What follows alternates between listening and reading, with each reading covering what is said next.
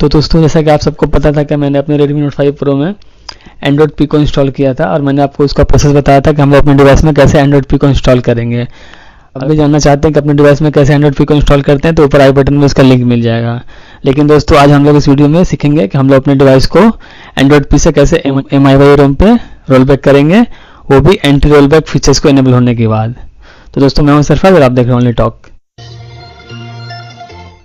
तो दोस्तों सबसे पहले उसके लिए हम लोग अपने डिवाइस को कस्टम रिकवरी में बूट करेंगे और कस्टम रिकवरी के लिए हम लोग का डिवाइस जो है डिवाइस के बूट लोडर का अनलॉक होना मैंडेट है। तो जैसा कि आप देख रहे हैं कि हम लोग अपने डिवाइस को पावर ऑफ कर दिया। पावर ऑफ करने के बाद हम लोग वॉल्यूम ऑफ बटन को और पावर बटन को एक साथ प्रेस करेंगे तो हम लोग का कस्टम रिकवरी जो है ये ऑन हो जाएगा। तो जब कस्टम रिकवरी ऑन हो जाएगा तो हम लोग को सबसे पहले मैं आपको सजेस्ट करूंगा, अगर आप MIUI ROM पे जाना चाहते हैं तो आप अपने डिवाइस में क्लीन फ्लैश करें। तो क्लीन फ्लैश करने के लिए आप देख सकते हैं यहाँ पे जितना भी पार्टीशन है हम लोग सबको पार्टीशन को यहाँ चेक करेंगे और जो इंटरनल स्टोरेज है उसे भी हम लोग चेक करेंगे, क्योंकि जैसे कि आप सबको पता है कि Redmi Note 5 Pro में एंटी रोल बैक फीचर को इनेबल कर दिया गया है। तो उसकी वजह से हो सकता है कि डिवाइस हम लोग का ब्रेक हो जाए अगर हम लोग डर्टी फ्लैश करें। तो इसलिए मैं रिकमेंड करूंगा कि हम लोग Redmi Note 5 Pro में क्लीन फ्लैश करेंगे। तो क्लीन फ्लैश करने के लिए हम लोगों को इंटरनल स्टोरेज फिट करना होगा। तो मैंने जो फाइल जो ज़रूरत है मैंने MIUI 10 की 8726 वाली जो फाइल है मैंने उसे ऑलरेडी अपने डाउनलोड करके अपने USB स्टोरेज में रख लिया है। आप चाहें तो USB स्टोरेज में या फिर माइक्रो SD कार्ड में आप सेव कर सकते हैं।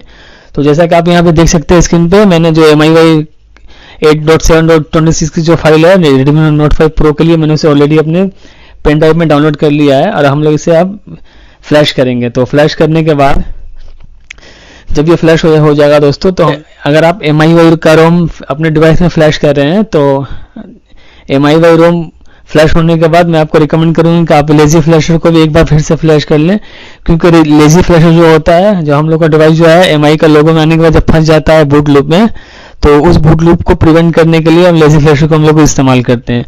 तो जैसा कि आप अभी स्क्रीन पर देख सकते हैं कि हम लोग का डिवाइस में जो है MIUI 10 का जो ROM है 8.7.26 वाला वो फ्लैश हो गया है। अब हम लोग लेजी फ्लैशर को फ्लैश करेंगे।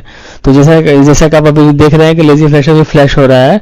तो अभी लेजी फ्लैशर भी फ्लैश हो गया है और जो हम लोग MI का ROM है वो भी फ्लैश हो गया। अब हम लोग इसे एक बार वाइप कैश एंड डेलीट करने के बाद अपने डिवाइस को रिबूट टू सिस्टम करेंगे। रिबूट टू सिस्टम करने के बाद दोस्तों जैसा कि आप देख सकते हैं कि डिवाइस जो हम लोग का है वो MIUI 10 पे बूट हो रहा है। तो दोस्तों जैसा कि मैं आपको बता दूं, मैं आपको रिकमेंड कर रहा हूं कि जैसे हम लोग के डिवाइस में एंटी रोल बैक का फीचर्स को इनेबल कर दिया गया है और Redmi Note 5 Pro के लिए, तो मैं आपको बार बार रिकमेंड कर रहा हूं कि आप डर्टी फ्लैश ना करें, क्लीन फ्लैश करें। तो क्लीन फ्लैश करने के लिए मैं आपको रिकमेंड कर रहा हूं कि आप इंटरनल स्टोरेज को भी फ्लैश, तो जब आप इंटरनल स्टोरेज को फ्लैश करेंगे तो आपका जितना भी इंपॉर्टेंट डाटा है आप उसका पहले ही बैकअप बना लें, पेन ड्राइव में बना लें या मेमोरी कार्ड में बना लें या फिर अपने लैपटॉप या PC में बना लें। लेकिन दोस्तों उसका बैकअप बना लें, क्योंकि बैकअप एक बार डिलीट हो जाएगा तो फिर उसको रिकवर करना बहुत ही मुश्किल है। तो जैसे दोस्तों आप देख सकते हैं कि हम लोग का डिवाइस जो है MIUI 10 में बूट हो गया है। अब मैं आपको इसका लेकिन अब और आप यहाँ पे देख सकते हैं कि मेरा यहाँ पे MI का अकाउंट मांग रहा है। जो मैंने MIUI 10 से जब मैंने Android P में गया था तो जो मेरा MI का अकाउंट यहाँ पे लॉगिन था वो पासवर्ड मांग रहा है। तो दोस्तों याद रहे आपको अपने MI अकाउंट का पासवर्ड याद रखना है और Gmail का ID पासवर्ड रखना है।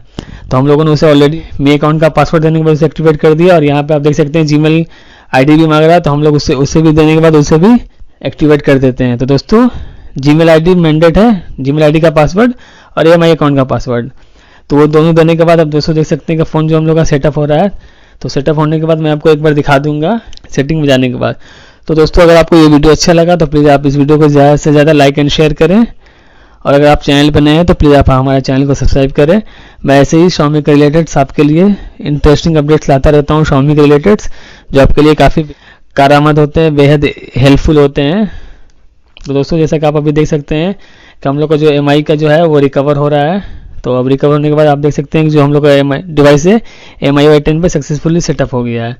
तो जब ये पूरी तरह सेटअप हो जाएगा तो मैं आपको एक बार सेटिंग में जाकर अबाउट फोन में दिखा दूंगा जो हम लोग का डिवाइस है Redmi Note 5 Pro वो MIUI 10 8.7.26 पे बूट हो गया है सक्सेसफुली।